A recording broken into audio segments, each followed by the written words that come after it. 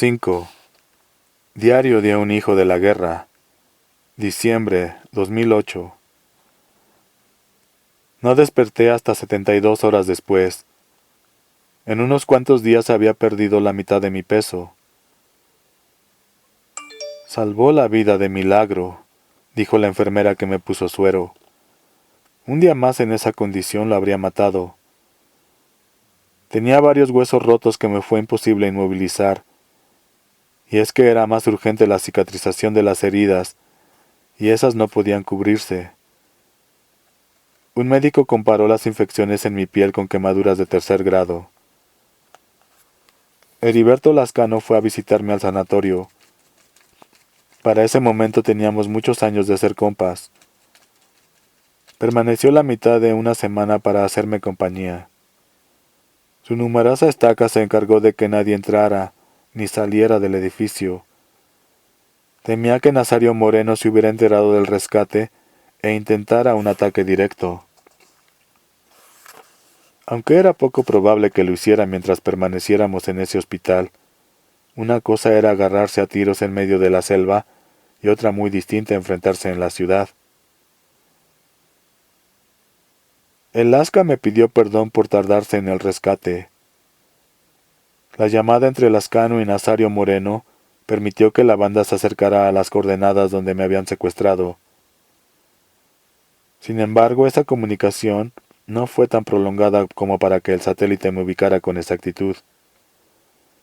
Por eso al grupo de hombres enviado por Lascano le tomó 7 días sacarme de la fosa donde me habían enterrado.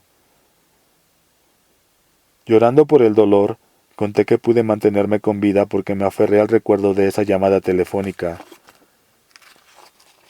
puesto que por los toques eléctricos perdí el conocimiento antes de que concluyera la comunicación. Yo no podía estar seguro de que me hubieran ubicado, pero la oportunidad de que así fuera se convirtió en mi última fe cuando Ogún se olvidó de mí. Así como cuando era joven, no habría podido sin una pandilla. 20 años después daba gracias por contar con los Zetas. Estaba consciente de que, sin la compañía, el comandante Galdino Mellado Cruz no habría podido sobrevivir. Apuntes del periodista. Junio 2015. Nuevamente el testimonio de Luis Enrique Rejón Aguilar, durante el proceso seguido en 2013 en Austin, Texas, arroja luz sobre el recorrido de los Zetas fundadores, sobre el recorrido que los Zetas fundadores habrían tenido dentro del ejército mexicano.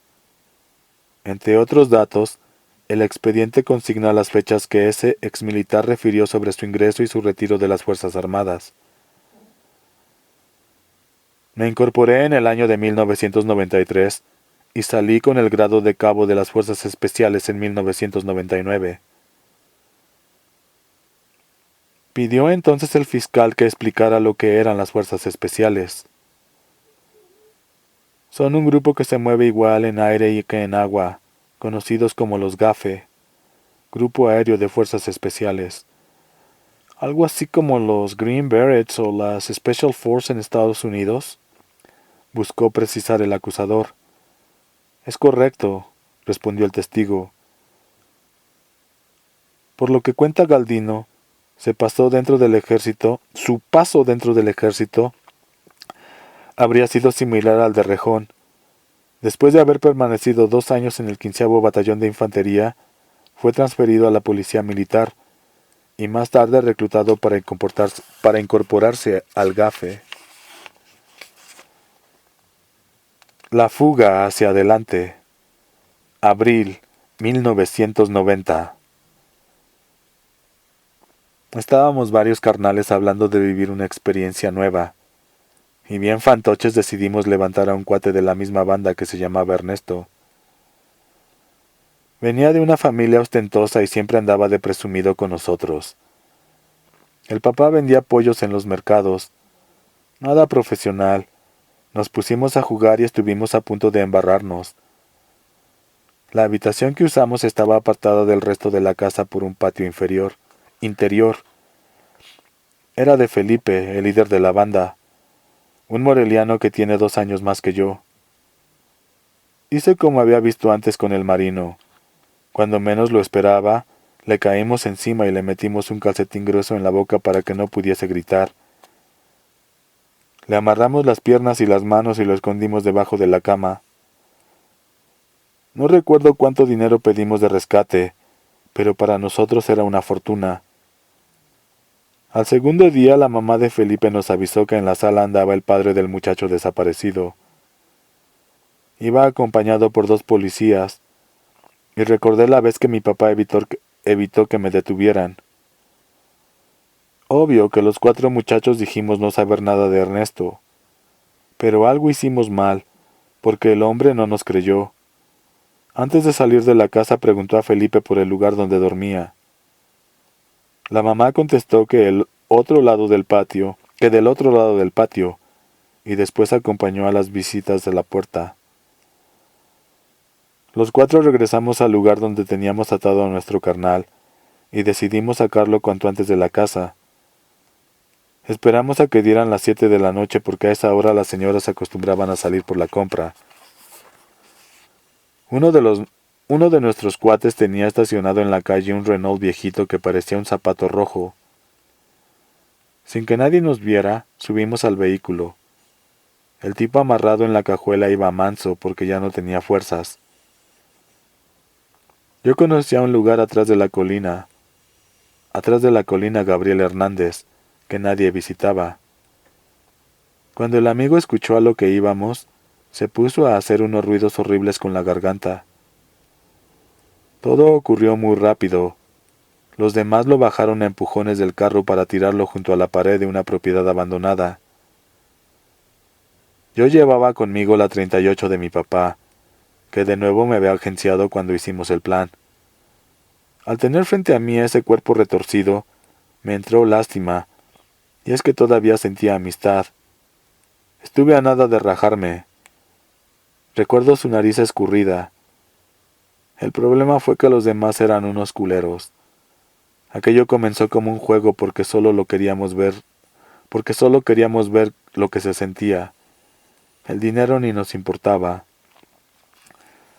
«Anímate», dijeron los demás mientras el chamaco berreaba. Apunté entonces contra la cabeza, cerré los ojos y disparé. Cuando el eco de la bala dejó de escucharse, subimos al Renault rojo y nos fuimos, dejando al güey como había quedado.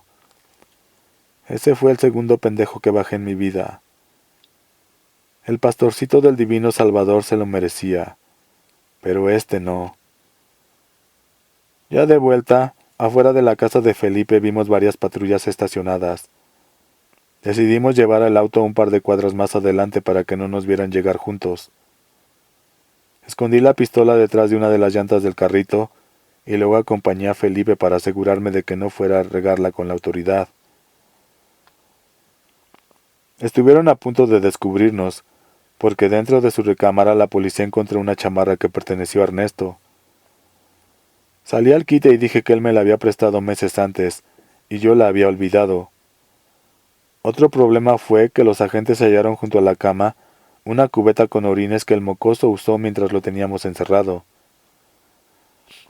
Felipe explicó que por las noches le daba miedo cruzar el patio para ir al baño, y entonces la utilizaba para mear. Su mamá lo regañó frente a todos por pinche asqueroso, y ahí quedó la cosa. 2 días después, la policía halló el cuerpo y lo trajeron al barrio para que su familia lo velara. Los cuates fuimos a dar nuestro respeto. Por lo de Ernesto me hice famoso entre la banda. Corrió la voz de que no me rajaba y hasta me pusieron el apodo de Furia. Comenzaron a caerme trabajitos bien pagados. El marido celoso que quería vengarse de la mujer infiel, el líder de tianguistas que tenía un enemigo, el cabrón que quería cobrarse una deuda. En fin, para cuando me di cuenta, las propuestas llegaban solas. Nunca más volví a cerrar los ojos y calculé mejor cómo iba a escapar después de cumplir con el encargo. El marino no tardó en darse cuenta de mi nueva ocupación y presumía con orgullo la fama que fui agarrando. Alguna chamba que me cayó, él me la consiguió. Don Alfredo Ríos Galeana también se enteró de lo que estaba pensando y decidió hablar conmigo. Dijo que si seguía por ese camino iba a acabar muerto, y muy pronto. Tenía yo entonces 17 años, y según él no era edad para andar de asesino a sueldo. Mientras hablaba recordé las palabras de Salomón con Goterra. Mucha gente te conocerá, y muchas personas sabrán tu nombre. Serás envidiado, pero también admirado. No quería dar la espalda a la profecía de mis santos, así que preferí hacerle caso a don Alfredo y busqué entrar al ejército. El sargento, enero 1991. En el municipio de Tampico el Alto, calle Llano Grande, vivía una tía de Galdino que estaba casada con un sargento retirado. La dirección que me dio de memoria el interno de Chiconautla coincide con la que aparece en su acta de nacimiento. La mujer era una gorda regañona, pero el militar me cayó de perlas. Siempre andaba limpio y me trató con respeto. Él enseñó a tirar con rifle y al poco tiempo de recibirlo lo llevó a conocer al general Servando Mendieta, comandante del 15º Batallón de Infantería. Cuenta que le gustaron mucho los uniformes y también que esa gente pudiera salir armada a la calle sin tener que esconderse ni ocultar las armas. Ya le urgía verse entre esos soldados y el comandante propuso que se presentara en el batallón el sábado siguiente. El único problema que tuvo con su tío fue cuando descubrió que, debajo de la playera, Galdino traía colgando los collares de la santería y también el rosario que a los 9 años le había regalado Ríos Galeana. Al principio creyó que sería posible esconder esos objetos debajo de la ropa, pero el militar lo desanimó. ¿Cómo le vas a hacer con esas chingaderas cuando estés bañándote entre otros 30 cabrones? Después de unas cuantas semanas se acostumbró a levantarse temprano. Dentro de ese cuartel terminó la secundaria y también aprobó un curso de adiestramiento básico. Galdino dice que alguien le contó la Mendieta sobre su religión y los trabajitos que sabía hacer. Entonces lo mandó llamar. Con un tono lambiscón el general le pidió que le ayudara a conquistar a su secretaria, una chamaca 30 años más joven que le gustaba a todo el batallón.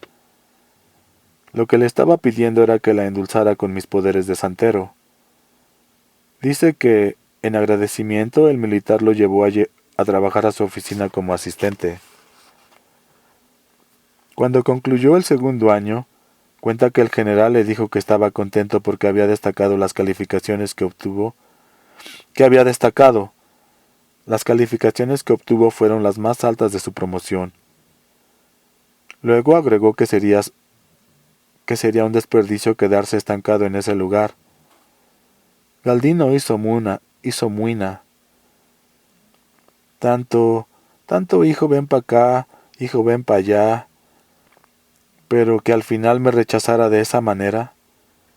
Pero Mendieta no se extrañó, porque había visto antes a otros jóvenes con el mismo problema.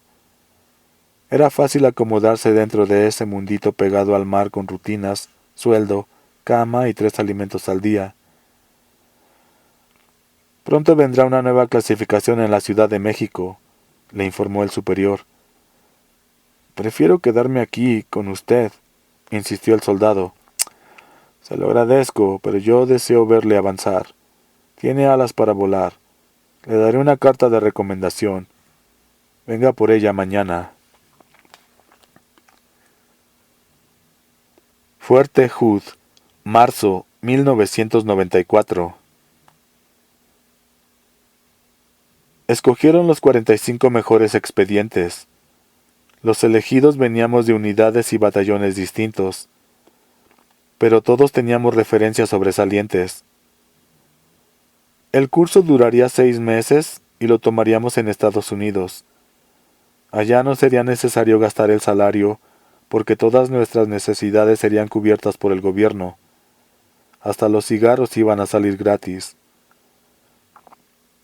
No hay otra base militar más grande en el mundo.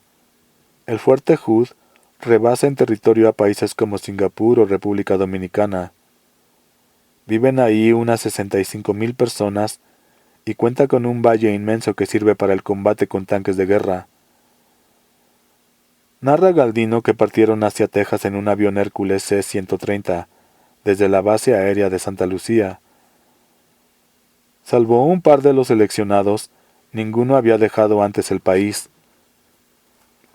El viaje por avión no fue fatigante, pero sí lo fue el recorrido de varias horas en autobús desde Nuevo Laredo hasta aquella base militar. Habrían llegado a su destino bien entrada la noche. Recuerda que les asignaron una habitación individual reducida y dentro encontraron un uniforme de gala de color azul zeta, enviado por el ejército mexicano, y otros dos de color gris con camuflaje, el más utilizado en esa instalación. Sobre el brazo izquierdo de las casacas había una insignia con 3 bandas naranjas para identificar a la unidad. Muy temprano, al día siguiente, se presentaron los 45 efectivos frente a la puerta principal de la compañía. Ahí conocieron a sus supervisores. Los mandos iban vestidos de color arena. El responsable principal era un afrodescendiente totalmente rapado que medía casi 2 metros. Se llamaba George Warren Smith y les doblaba la edad. Por medio de un traductor informó que en el Fuerte Hood iban a convivir con verdaderos héroes de guerra, soldados que habían peleado en Vietnam, Somalia y el Golfo Pérsico. Aseguró que eran los militares mejor clasificados de su país. El entrenamiento exigiría un gran esfuerzo. Si alguien no lograba dar el ancho, lo encerrarían dentro de su habitación hasta que los demás estuvieran listos para regresar a México. Al terminar su discurso, Smith interrogó sobre el nombre que le daría a la unidad. La pregunta tomó por sorpresa a casi todos, menos al cabo Heriberto Lascano. Dio un paso al frente y propuso que se llamaran Grupo Z, en referencia al color azul zeta de los uniformes de gala. El instructor consultó si los demás estaban de acuerdo, y a una sola voz respondieron que sí. Apuntes del periodista. Junio 2015. Durante 30 años, los uniformes del ejército se confeccionaron con tela designada en el reglamento como de color azul zeta. La última letra del abecedario llegó ahí cuando un mando la incluyó como instrucción ortográfica, ya que la tropa solía escribir azul con S, en vez de hacerlo con Z. El problema vino cuando muchos años después corrió la versión de que los GAFE, desertores, escogieron identificarse con esa letra a partir de sus ropas de gala. Entonces, desde el Olimpo, se ordenó desaparecer el término azul Z de todos los documentos. A los mandos les pareció sencillo hacer como si jamás hubiera existido. El reglamento sobre uniformes y divisas de 1975 fue abandonado y se prohibió repetir juntas esas dos palabras en público y en privado. Jaime González Durán, marzo 1994. Nos levantamos a las 5 de la mañana y comenzamos corriendo 10 kilómetros. Después del aseo usamos el uniforme gris. Diario llevábamos pantalón de comando, una casaca, coipa, botas, cinturón y casco. Nos entregaron también un fusil M16 y una pistola 45. Todo el equipo pesaba casi 40 kilos. Los primeros días nos obligaron a marchar cargando un arma larga y pasamos horas pecho tierra tragando lodo. Fue luego cuando nos enseñaron estrategias y tácticas. Aprendimos, por ejemplo, a rescatar rehenes, a tomar control de territorios extensos, a conducir carros de combate, como los que desfilan por la televisión el día de la Independencia. En esa base comenzamos a llamar Homer a Jaime González Durán. Y es que no hubo quien pudiera ganarle en el enfrentamiento cuerpo a cuerpo. El Homer quiso agarrarse a madrazos una noche que los gringos dejaron fuera de nuestro bloque una bolsa de plástico llena de pañales desechables, bañados con una salsa oscura que parecía caldo viejo de frijol. Venían con un letrero que decía "Eat fucking brown tamalitos". El grupo Z permaneció apartado los 6 meses que duramos ahí. Al principio creímos que entrenaríamos junto con el resto, pero era evidente que los gringos nos despreciaban. Cada vez que ingresamos al comedor se hacía el silencio y luego insistían con lo de "The Mexican tamalitos". En vez de desanimarnos, nos propusimos probar que estábamos a la altura de los pinches güeros, y cada madrugada fuimos los primeros en dejar la cama y por la noche los últimos en regresar al dormitorio. Óscar Guerrero Silva, julio 1994. Después de 4 meses de estar viviendo en el Fuerte Hood, los mexicanos subimos a 2 helicópteros Apache. Esos monstruos con hélice pueden transportar 25 pasajeros. Viajamos a un pantano donde viviríamos la experiencia más dura del entrenamiento. Viendo un mapa, supongo que nos llevaron en dirección sureste, porque el territorio era selvático y había mucha agua. Sobre la zona de aterrizaje nos esperaba un grupo de 10 instructores. Ahí me enteré de que íbamos a pasar 20 días conviviendo con ellos en medio de la nada. Tomaríamos el curso de supervivencia militar. El equipo y las armas debían servir para valernos por nosotros mismos. Si queríamos regresar con vida, estábamos obligados a cazar y cocinar nuestra propia comida. Nos dividieron en equipos de 5 personas, llamados estacas, como la vara que se clava en el suelo para marcar un territorio. A mí me tocó compartir estaca con Óscar Guerrero Silva, Heriberto Lascano y Arturo Guzmán de Sena. Además estaba el instructor, un hombre antipático, casi albino y pasado de peso. Primero nos dispersamos en un territorio que desde el helicóptero se miraba muy grande. Después de caminar unas cuantas horas, el instructor nos ordenó instalar el campamento en un lugar elevado y seco. Perdimos contacto con las demás estacas. Para cenar yo solo tenía barras de chocolate y unos cigarros Lucky Strike. Cuando quedaron montadas las casas de campaña, fuimos a buscar comida. Eran cerca de las 3 de la tarde y debíamos volver antes de que se hiciera de noche. De Sena y Lascano marcharon por un lado, mientras que Guerrero y yo tomamos el camino contrario. El gringo permaneció en el campamento. Óscar y yo cruzamos de todo: ratones, reptiles y pájaros de aspecto asqueroso. Después de 2 horas sin ninguna suerte, mi compañero dio con unas codornices que tomaban agua junto a una piedra. Sin pensarlo disparó contra ellas y logró darle a la más pequeña. El resto se elevó por culpa del sonido. Regresamos cargando a un animal que no sirvió de mucho. Al final solo le dio de cenar a Óscar y yo debí conformarme con un pedazo de chocolate. No recuerdo si Lascano y de Sena tuvieron mejor suerte, pero el instructor cenó como rey gracias a las latas de verduras y carne que había llevado. Durante la madrugada de aquella primera noche, nos despertó un ruido dentro del perímetro del campamento. Una familia de cerdos salvajes hurgaba en nuestra basura.